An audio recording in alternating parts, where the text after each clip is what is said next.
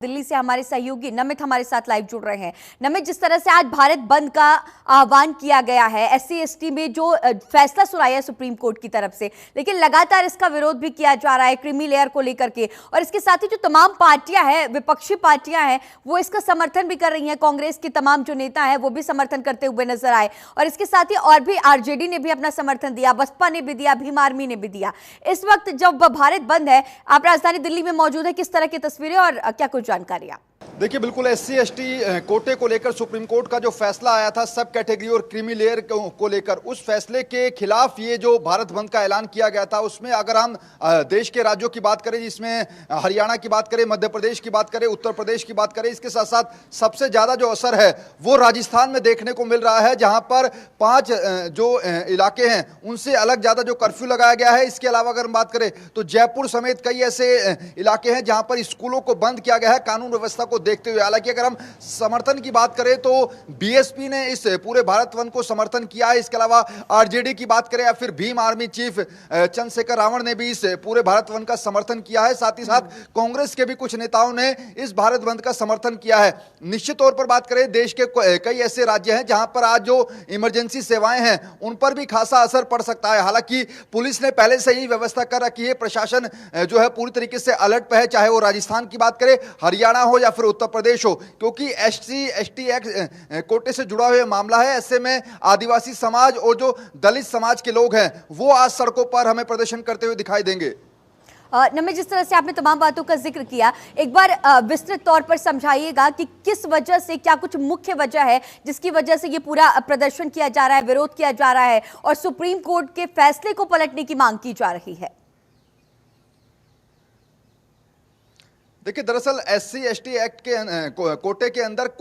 कोटे को जो एक अगर हम बात करें क्रीमी लेयर की बात करें या फिर आरक्षण का जो मुद्दा था, ये काफी पहले से चला आ रहा था, लेकिन हाल ही में सुप्रीम कोर्ट ने एक फैसला सुनाया था कि जिसमें एससी और एसटी जो कोटे के अंदर कोटे वाली बात थी उसको लागू किया गया था सुप्रीम कोर्ट की तरफ से। अब ऐसे में दलित समाज और जो आदिवासी समाज है वो ये कह रहे हैं कि अलग अलग आरक्षण को ज्वाइंट कर दिया गया है। ये बड़ी जो वजह है वो निकल कर आ रही है, जो सूत्र हमारे जानकारी दे रहे हैं, और ये सुप्रीम कोर्ट के फैसले का विरोध किया जा रहा है। लगातार दलित समाज और जो आदिवासी समाज के लोग हैं वो ये कह रहे हैं कि सुप्रीम कोर्ट के इस फैसले को पलटा जाना चाहिए और हम इसके विरोध में हैं। ऐसे में जहां तक हम समर्थन की बात करें तो कुछ पार्टियां हैं जिन्होंने समर्थन किया है, लेकिन अभी भी ऐसी बिहार के अंदर अगर हम बात करें तो कुछ पार्टियां ऐसी हैं जिन्होंने इसका समर्थन नहीं किया है। जीतन राम मांझी की बात करें, उन्होंने इस पूरे भारत बंद का जो है वो विरोध किया है, वो समर्थन नहीं करते हैं। रामविलास पासवान की पार्टी एलजेपी की बात करें, उन्होंने समर्थन किया है भारत बंद का। तो ऐसे में तमाम पार्टियां जो हैं वो समर्थन भी दे रही हैं, लेकिन सबसे बड़ी बात यह है कि जिन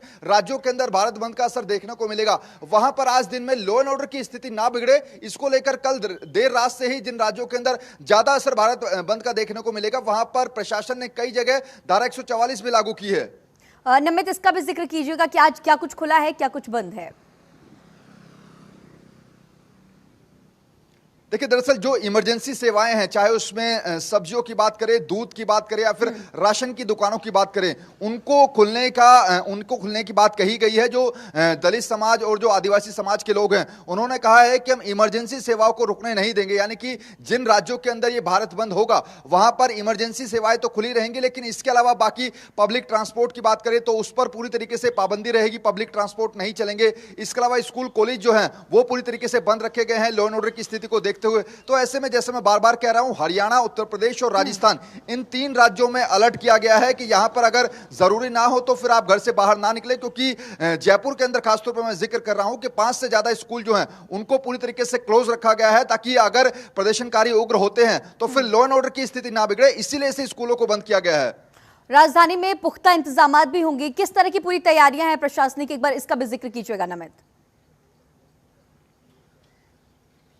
देखिए, अगर हम दिल्ली की बात करें तो दिल्ली के अंदर इस भारत बंद का ज्यादा असर देखने को मिलेगा नहीं, क्योंकि इसके दिल्ली से सटे हुए जो राज्य हैं, चाहे उसमें हरियाणा हो या फिर उत्तर प्रदेश हो या फिर राजस्थान हो, वहां पर इसका असर ज्यादा देखने को मिलेगा। लेकिन दिल्ली के अंदर तो अभी स्थिति सामान्य है, कोई ज्यादा असर भारत बंद का देखने को मिल नहीं रहा। इक्का दुक्का जगह अगर हम बात करें तो कुछ दलित समाज और आदिवासी समाज के लोग जो है वो जरूर दिखाई पड़ेंगे, लेकिन जैसे मैं बार बार बता रहा हूं कि राजधानी दिल्ली के अंदर इतना असर देखने को इसका नहीं पड़ेगा भारत बंद का, बल्कि जो बाकी राज्य हम बता रहे हैं, चाहे हरियाणा हो या फिर उत्तर प्रदेश हो, राजस्थान हो, इन राज्यों के अंदर ज्यादा असर जो है वो भारत बंद का देखने को मिल सकता है। ठीक है नमित, आगे भी आपसे अपडेट्स लेंगे। तमाम जानकारियों के साथ बने रहने के लिए आपका बहुत शुक्रिया।